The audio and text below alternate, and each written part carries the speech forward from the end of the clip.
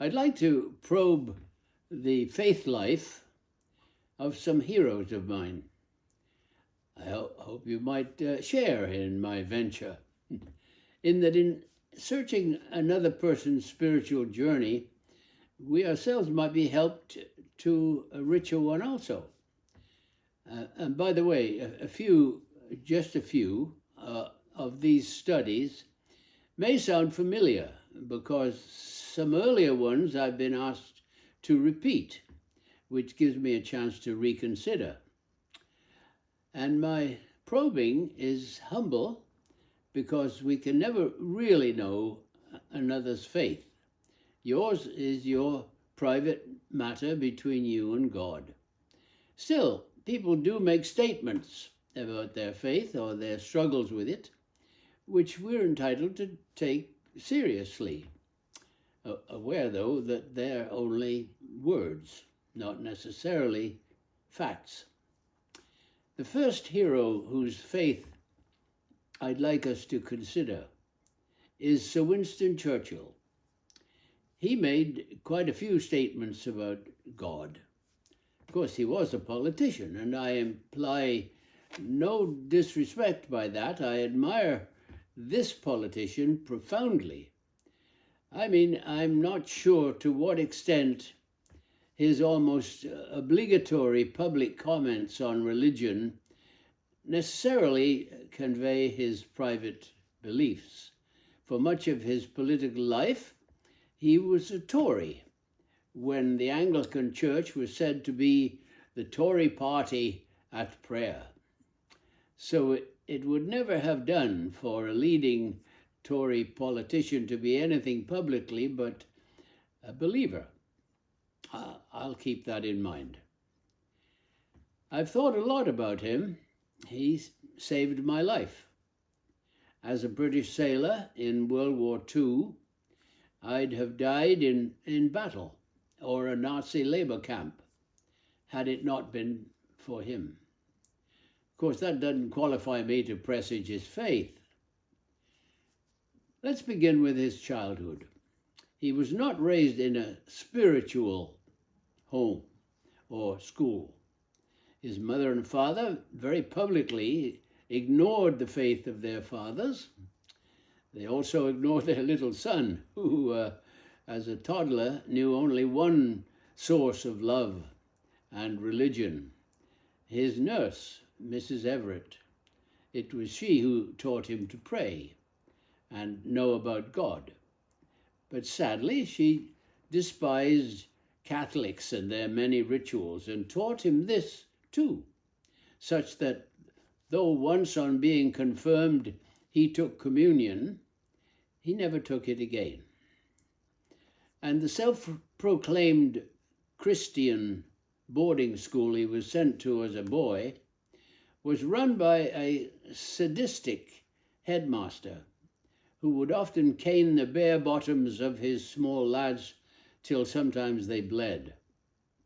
Churchill, in his autobiography, My Early Life, wrote of how he was frequently beaten, adding, "It was regularly reinforced by the many religious services of a high church character." So teaching him about Jesus by combining ornate worship with harsh beatings was not likely to work, and probably didn't. As a youth, rather than go to university, he entered Sandhurst, the British equivalent of West Point, and from there into the cavalry and army service. He became a voracious reader and eager arguer. Early on, he shaped for himself, out of his army officer experience, what he called a religion of healthy-mindedness, meaning by it, he said, if you tried your best to live an honorable life, did your duty, were faithful to friends, and not unkind to the weak and the poor, it did not matter what you believed or disbelieved. Sounds like a decent person. In 1898, he was posted to India, writing to his mother in the fierce battles there, "I expect annihilation at death. I'm a materialist to the tips of my fingers." I assume by annihilation he means nothingness. And from the Sudan, 6 months later, when he foresees the terrible battle of Omdurman, he writes to her, "I can assure you I do not flinch, though I do not accept the Christian or any other form of religious belief." Is this just a young man talking? What to make of this in later years, who knows? But this much seems sure. He did develop a trust in a providential God. Just think, they almost lost him at his birthing. In his childhood, he had this severe form of pneumonia, which was killing most children who caught it. Once, also as a small child, he almost drowned. As a young soldier, he led a deadly cavalry charge. He was a prisoner of war in South Africa and escaped. In the trenches of World War I, he survived countless near misses by bullets and shells. Once, his dugout was destroyed by a German high-explosive shell moments after he left it, decapitating his batman. He said he had the strong sensation that a hand had been stretched out to move me in the nick of time. He survived a plane crash. Crossing Fifth Avenue in 1931, he was run over by a car and said, "I don't understand why I wasn't broken like an eggshell." It's astonishing how many times he survived death by a hair's breadth. His explanation was, "Over me beat invisible wings."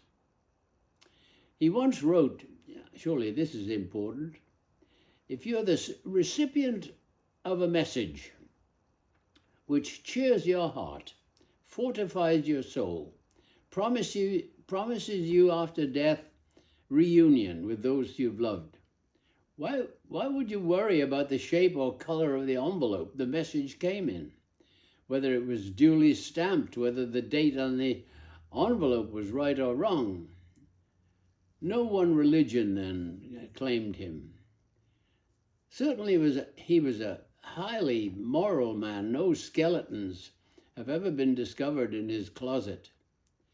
He was faithful to and devoted to Clemmy, his wife of 57 years, once writing to her, "You have taught me how noble a woman's heart can be." In politics, too, he often comes across as highly moral. Consider this. Chaim Weizmann, founder of the State of Israel, said of him, "Churchill was deeply religious and believed in the Bible." His honesty and his sensitivity to the faiths and needs of religious people are clear from his policies when he was Britain's colonial secretary. In 1921, for instance, Britain was giving the Jews a homeland in Palestine, and it was his task to bring it about. If only modern national leaders would approach the problem with his fairness.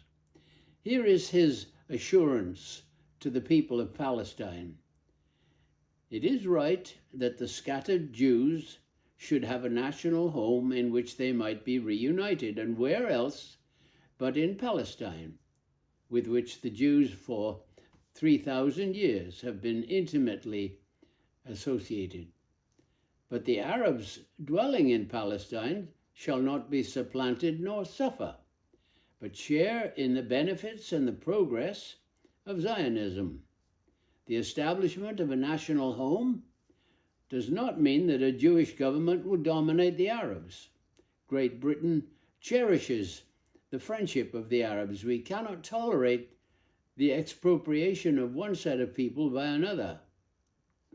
There's little doubt, too, that Churchill genuinely believed in the freedom of religion and its complete toleration. In 1920, in a speech defending British intervention in the Russian Civil War, he said, "We defend freedom of conscience and religious equality. The communists seek to exterminate every form of religious belief that has given comfort and inspiration to the soul of man." Similarly, in 1934, he attacked Nazism on the same grounds. Which brings us to 1939 and World War II. I well remember that first terrible year. It was disastrous in every aspect for Britain.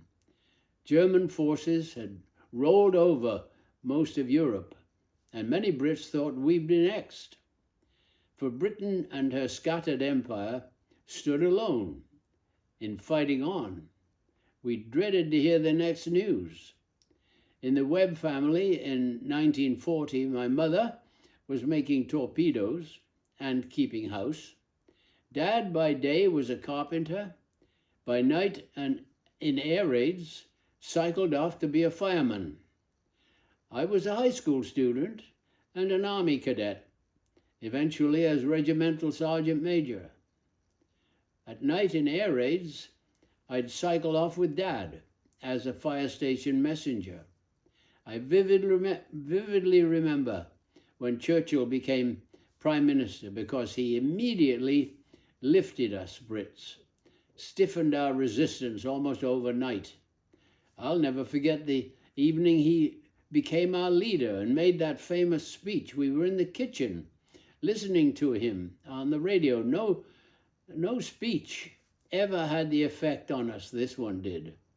And surely relevant to our quest are the opening sentences.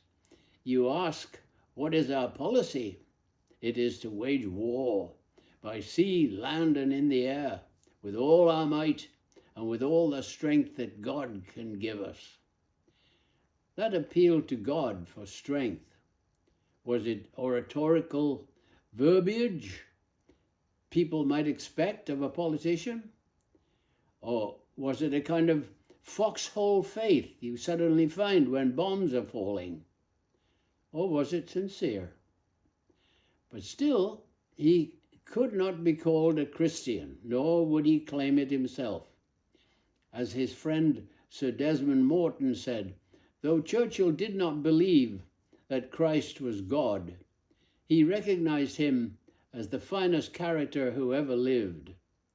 And according to his longtime bodyguard, Jock Colville, for Churchill, Christ's story was unequaled, and his death to save sinners unsurpassed. The Sermon on the Mount was the last word in ethics. But it was a long journey. In my early life, he wrote, I passed through a violent and aggressive anti-religious phase, but then at some point he studied Blaise Pascal, the 17th century theologian. Many things Pascal wrote touched something in Churchill, among them the understanding that it is the heart which experiences God, not the reason.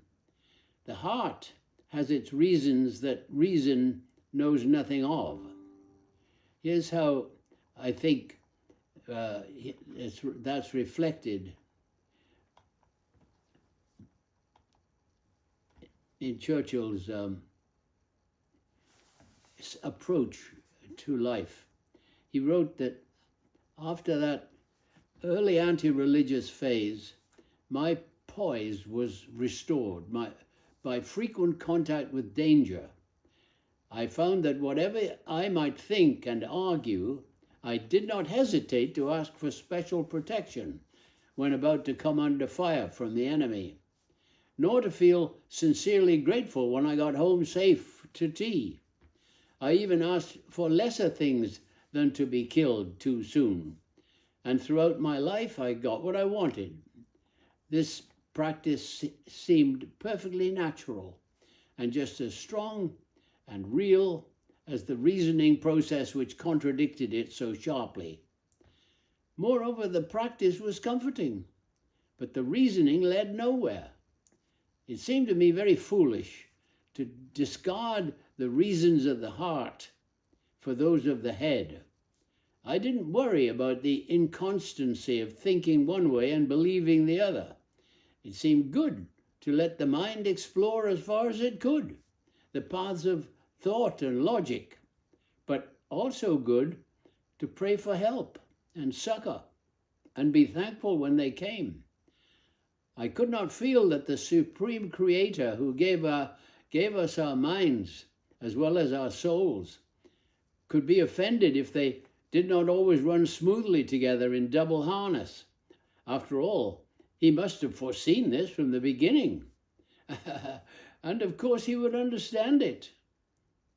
In 1949, celebrating his 75th birthday, he said famously, "I am ready to meet my Maker.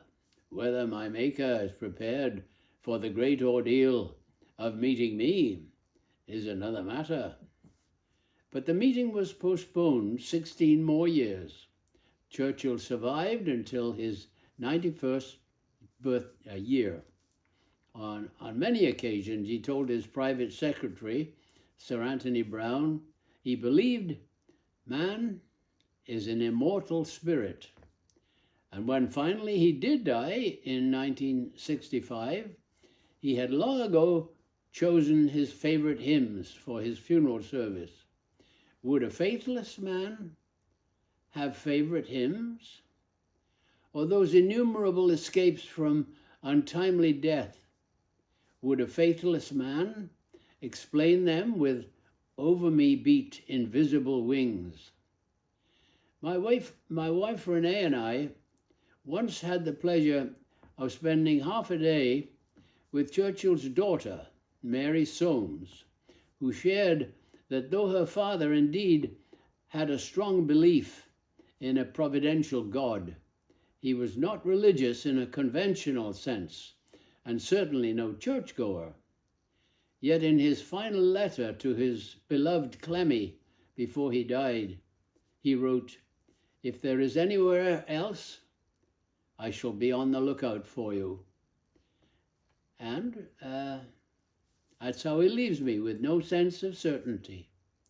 And the favorite hymns were the Battle Hymn of the Republic, Fight the Good Fight, and O God, our help in ages past. Amen.